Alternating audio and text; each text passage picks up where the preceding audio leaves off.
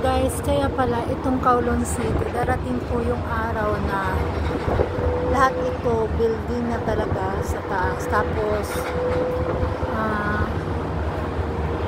gagawin na po itong shopping mall sa ilalim po ng lupa. Ayan po.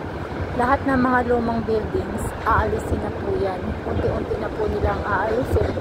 10 years from now, marami ng bagong building.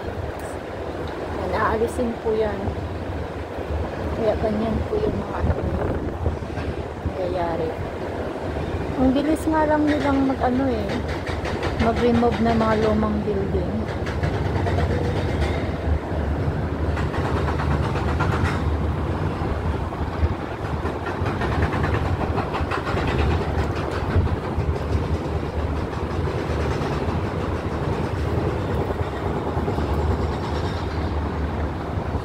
Ito kasi yung lumang airport. Yung sa unahan, yung sa pinakamalayo, yung sa may blue na nakikita niyo po.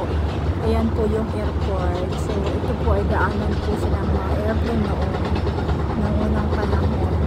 Kaya nga, nilipat nila dahil gagawin nilang mga cities. Lahat bago.